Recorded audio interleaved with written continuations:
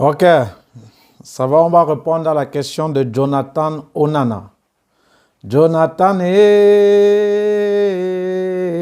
Jonathan Voilà, Jonathan Onana, il dit bonjour le grand Aristide. Voilà, bonjour Jonathan, comment tu vas? Ça va bien? Voilà, on lit ta question alors Jonathan Onana. Bonjour le grand Aristide, moi j'aimerais savoir, après avoir reçu son visa d'étudiant, comment on fait pour être en possession d'un logement? Donc, comment obtenir un logement en Belgique? Quelles sont les conditions pour obtenir, pour avoir un logement en Belgique? Voilà, et comment trouver un code en Belgique? Voilà. Voilà, je vais répondre ça de manière brève. Hein. Vous saviez, je ne prépare aucune vidéo, c'est spontané, parce que le disque dur est là. Ok. Dès que vous obtenez d'abord le visa, félicitations à vous. La première chose à faire ou à savoir lorsque vous voulez obtenir le logement, c'est bon en tant qu'étudiant de trouver un logement ayant une domiciliation, ayant une adresse. Voilà. En Belgique, ce que vous appelez étudiant est appelé cote étudiant. Donc, je vais utiliser le mot cote parce que ici déjà, hein, il faut t'habituer. Dis-toi déjà que tu es en Belgique. OK? Donc, ce que tu appelles logement cote, ce que tu appelles logement en Belgique, on appelle ça cote étudiant. Alors, comment donc trouver un cote étudiant?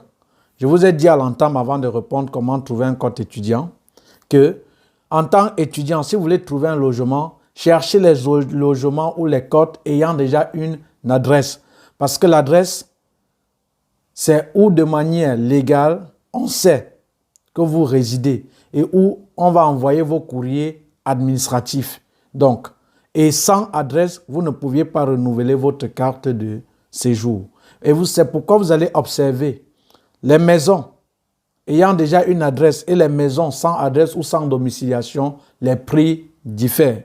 Donc, il est préférable donc pour vous d'obtenir un code avec adresse. Maintenant, comment l'obtenir? C'est de bouche à oreille.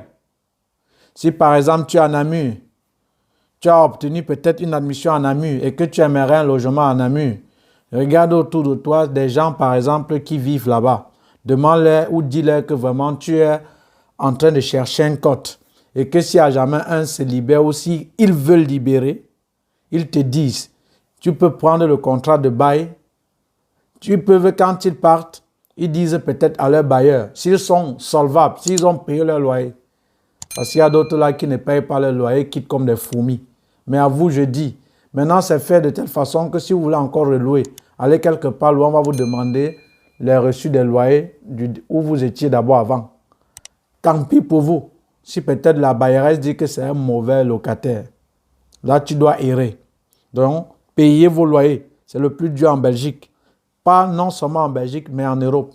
Le loyer. C'est pourquoi je vous dis que si quelqu'un vous héberge, même si c'est une journée et que vous avez même dormi au sol, rien que pour cela, fermez vos bouches. Même si c'est quoi qui arrive, partez sans rien dire parce que ce n'est pas facile de trouver quelqu'un qui va vous héberger ici en Europe, pas seulement en Belgique.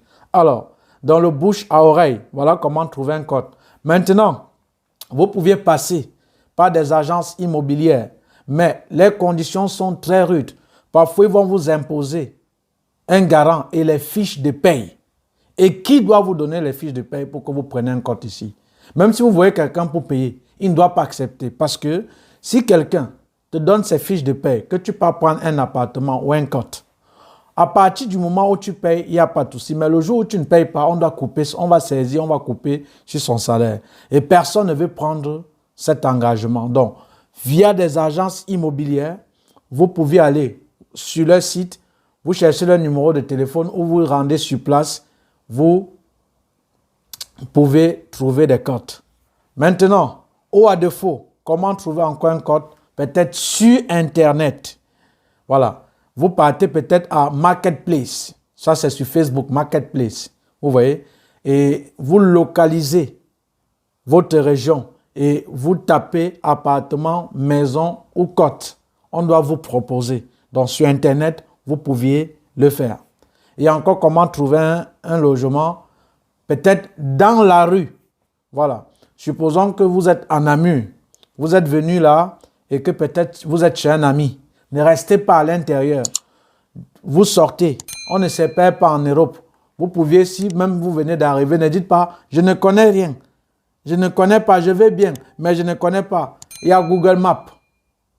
Il suffit que ton ami te donne son adresse et tu pars te balader. Quand tu te perds, tu veux rentrer chez toi, tu mets son adresse à Google Maps et ça va te repérer parce que ça te montre où se trouve la maison et comment t'orienter. Voilà, donc ayez un peu l'esprit éveillé. En Europe, on est éveillé. Donc voilà comment trouver un code. Je vais donc reprendre. De bouche à oreille à travers des amis, c'est-à-dire un ami veut libérer une maison où tu lances les SOS, que pardon, si quelqu'un veut libérer une chambre, il te dit. Et c'est bon, comme je vous ai dit au départ, de trouver un code avec logement. 2.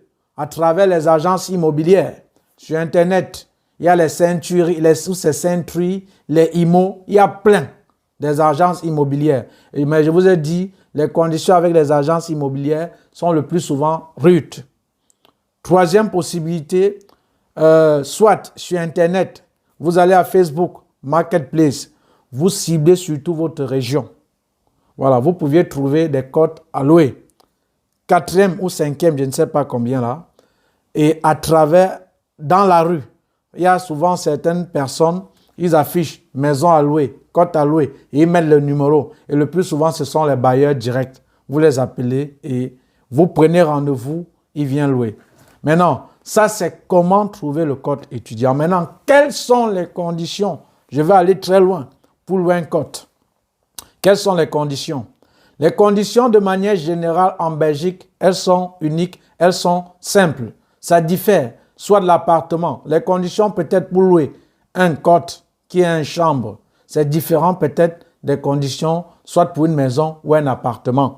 Parce que là-bas, le plus souvent pour l'appartement, on exige les fiches de paye. C'est obligatoire. Parce que ne loue pas un appartement en Belgique surtout, qui veut. C'est qui peut. Il faut avoir les moyens. Et pour avoir les moyens, ce n'est pas avec la bouche. J'ai les moyens. Sinon, tout le monde a les moyens. C'est dans la poche et à travers les fiches de paye. Voilà. C'est ça qui stipule que tu as les moyens. Hein? Oh, mes amis, hier, c'était un jour spécial pour moi. C'était un jour spécial. Je vais vous dire pourquoi c'était un jour spécial. Parce que, comme Longa disait, si tu n'as pas ton immeuble, tu ne parles pas avec moi. Il y a des gens ici, ils sont ici. On m'a pris étant petit, à l'âge de 1 an, jusqu'à nos jours. Ils sont derrière les maisons sociales. À nos jours, ils ont peut-être 30 ans, 40 ans. Il y a d'autres encore. Eux ne laissent plus leurs femmes respirer. Ils font leur programme avec le social de l'enfant. Et ils disent qu'ils sont des benguetaires. On les appelle les anciens benguistes. Oh, vraiment de Dieu. Changez. Bon, ça c'était la parenthèse. Alors, maintenant, quelles sont donc les conditions, le principe de location des codes étudiants? Alors, lorsque vous avez déjà trouvé un code pour louer, sachez qu'il y a les propriétaires, ils vont vous demander 1 mois ou 2 mois de caution locative qui est remboursable et qui doit être déposé sur un compte et 1 mois de loyer. Je m'explique et je vais argumenter. Donc, généralement, pour les contrats, c'est 2 mois de caution ou 1 mois de caution et 1 mois de loyer. Un exemple. Supposons que vous avez trouvé, par exemple, un code en Namur ou à Mons et que ce code coûte 300 € avec charges comprises, avec domiciliation, ce qui est rare, presque impossible, ce qui est rare, je n'ai pas dit impossible. Voilà. Alors, si peut-être le code c'est 300 €, alors comment ça se passe? 2 mois de caution locative et 1 mois de loyer. Ça veut dire pour un premier temps, tu vas payer 900 €.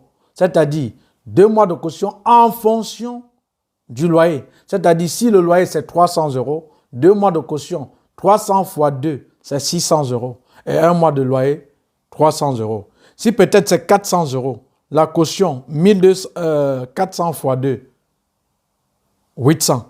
Donc, 800 de caution locative et 1 mois de loyer. Il y a encore certains bailleurs, comme je vous ai dit, parfois ils acceptent 1 mois. Mais sachez que c'est ça le principe pour louer soit un cote ou un appartement. Et j'ai encore dit, le cote, c'est moins exigeant que l'appartement. Parce que l'appartement ou les maisons, on demande vos fiches de paye. Donc voilà, chers amis, comment savoir ou comment faire pour trouver le visa. Jonathan Onana. Jonathan Onana, tu n'as pas compris quoi? En commentaire, si tu n'as pas compris parce que cette vidéo était faite pour toi et pour l'ensemble, tu me dis, je n'ai pas compris ici, je vais recommencer. Mais je suis sûr et très certain que tu as compris parce que je vais finir avec Albert Einstein. Si tu prétends maîtriser un concept et que tu l'expliques à un enfant et que tu l'expliques et qu'un enfant de 2 ans ne comprenne pas, ne parvient pas à comprendre, sache que tu ne maîtrises pas réellement cela. Ça veut dire que si tu penses que tu as maîtrisé quelque chose et que tu commences à expliquer aux personnes et que parmi ces personnes, il y a un enfant de 2 ans, il ne comprend pas ce que tu as expliqué là. Si tu crois que tu maîtrises, au fond, tu ne maîtrises pas. Tu ne maîtrises pas. Ça veut dire si tu prétends maîtriser, en des mots simples, terre à terre, l'enfant de 2 ans là doit comprendre. En ce moment, tu as maîtrisé. Alors, Aristide maîtrise.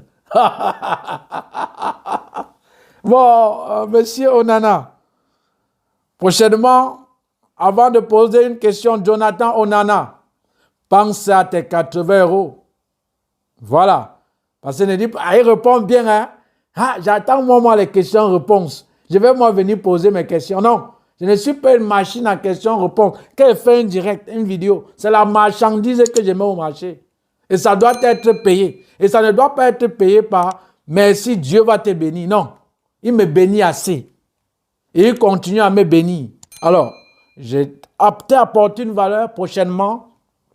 Pense que pour aller loin, pour m'encourager, parce que tu auras toujours des questions. Alors, pour mieux te répondre encore, c'est en souscrivant aux 80 euros et en étant dans le groupe. Ce n'est pas qu'à tout moment vous allez venir. Donc prochainement, tu sais déjà ce qui t'attend. Monsieur Jonathan Onana. Voilà, c'était tout pour cette vidéo. Rendez-vous à la vidéo prochaine. Ciao, ciao.